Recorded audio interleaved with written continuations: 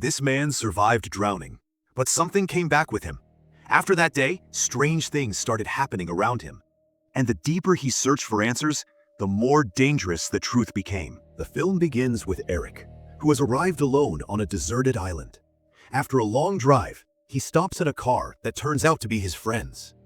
He gets out of the car, takes out a red bag, and changes the number plates of both cars. Afterward, he runs fingerprints through both vehicles and continues on foot. He arrives at a house on the beach.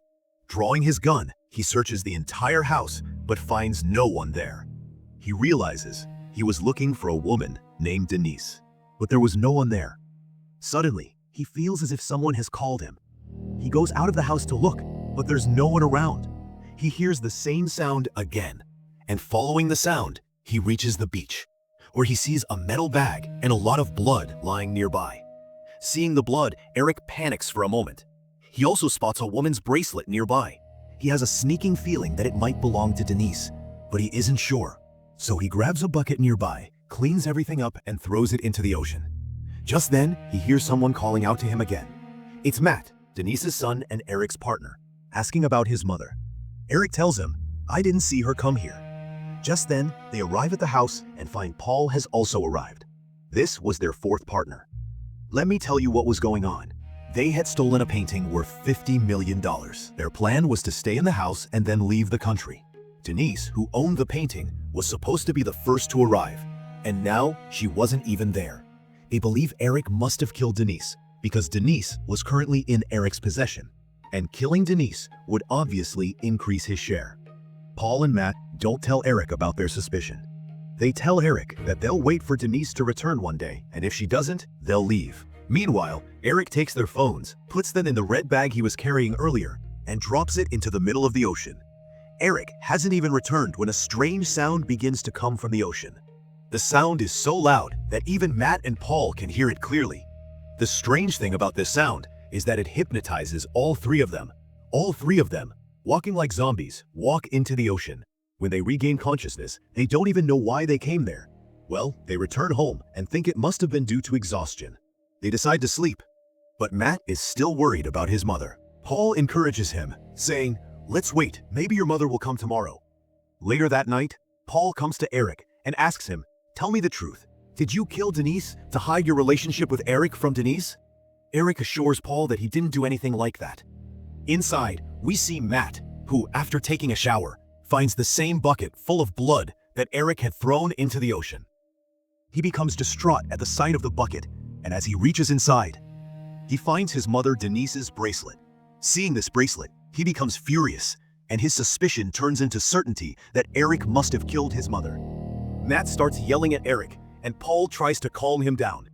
The three are engaged in a heated argument when suddenly there's a loud knock on their door. They open the door and find a distraught girl begging for help. Eric and Paul rush to help her. Matt stares at the bucket of blood, wondering who could have put it there. As Eric and Paul arrive at the beach to help the girl, they find one of their friends lying there, almost dying. Eric administers CPR to her and revives her. Eric then picks her up and brings her home. Eric asks the girl, how are you all here? The girls explain that their boat had an accident and they swam to their destination. When they ask their names, they all reveal their fairy-like names. Hearing these names, the men start to wonder. They laugh and say, wow, you guys have names that sound like characters from stories. When the girls ask them about their whereabouts, they make up false stories to hide their identities. Why are you here? Eric says, we're here for a bachelor party. The girls ask for their phones so they can call for help, but they've already thrown them in the ocean. Eric tells another lie, saying, we made a rule not to bring phones to this party. The girls find this strange. So Matt tells them, we'll drop you off in the countryside in the morning, where someone will help you, and you'll get your phones there. One of the girls needs to go to the bathroom. Paul shows the girl the way to the bathroom, and also picks up the painting tube they stole and hides it under the bed. Then he notices the red bag that Eric had dropped into the ocean. Strangely, that bag was now inside the house. Paul doesn't think much of it, so he picks it up and hides it under the bed. A worried Matt takes him to the kitchen and tells him, I think Eric is playing a game with us, because the bag we gave Eric to throw into the ocean is now in the house and everything inside is intact. Hearing this, Matt becomes furious and is now convinced that Eric is definitely going to betray them and killed Denise. When Eric sees them in a panic and comes to listen to them, Matt abuses him. Eric calms the situation down by saying, "Control your emotions. We just have to get through this night somehow. As soon as morning comes, we'll give these girls the keys to our car and leave." The three of them now join the other three girls, and they ask them to play a game. The game involves getting to know each other. One girl reveals she's a princess, and all three of them burst out laughing. Another girl reveals she's a kung fu champion, and to prove her worth, she even flips Eric over onto a chair. As they play this game, their friendship grows. Meanwhile, the lights go out. When Eric goes out to fix the lights, a girl follows him. They're beginning to feel attracted to each other, and during this time, they hear a sound from the ocean, similar to the one they heard that afternoon, which was hypnotizing them. The girl becomes worried about Eric's hypnotized state and tries to revive him, but Eric doesn't regain consciousness. He is already heading towards the sea. He is halfway there when he regains consciousness. He sees a large amount of blood and human body parts lying on the beach. The sight terrifies all three of them.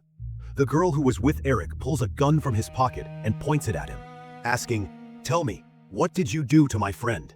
They are also at a loss. Eric tries to explain that he had seen similar marks around the beach earlier that afternoon. Something bad is definitely going on here. Instead of fighting, we should find our friends. In reality, Matt and the girl with him have disappeared. Before they can do anything else, the voice from the sea begins to hypnotize them again.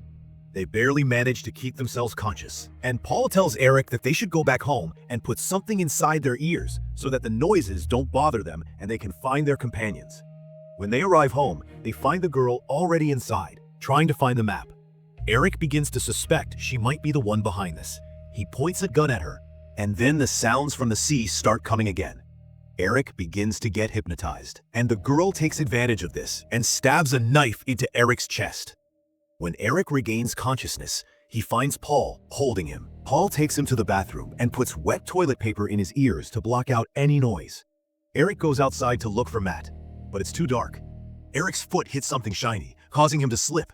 As soon as he slips, an invisible force pulls him into the ocean and drowns him. Paul had witnessed this from a distance. To prevent this from happening to him again, he takes his painting and securely ties himself to the pillar of the house with ropes to prevent the sounds from attracting him. There are many sounds, but the ropes do their job. Despite being hypnotized, Paul doesn't move toward the ocean. Morning arrives. Paul regains consciousness and frees himself from the ropes. Then, through a flashback in his mind, we learn that Paul had already given the police a photo of Eric and informed them of their arrival because he didn't trust Eric. He believed Eric would surely betray him. He wanted to get Eric arrested, but by coming here, he himself got trapped. A little while later, he sees the three girls standing in the middle of the ocean, singing a song and beckoning him toward them. These were similar sounds to the ones they had heard earlier. Hypnotized, Paul begins moving toward them, and eventually, the girls suddenly pull him underwater. It is revealed that these girls were not ordinary women. They were actually mermaids who used to lure people and drown them. In the next scene, we see Denise sitting on the same beach. Her leg is badly injured. It looks as if she had been attacked, but she had survived. She tears her own clothes to bandage her wound. When she returns to the house, she sees that no one is inside. She has no companions, and the painting she had so painstakingly stolen is hanging on the wall. Suddenly, an invisible object appears, pulling Denise into the sea and drowning her. In the final scene of the movie, we are shown the painting, which was actually a painting by the mermaids. This wasn't just a painting, but a whole story embedded within it. All of these people become a part of the story, and the movie ends with this.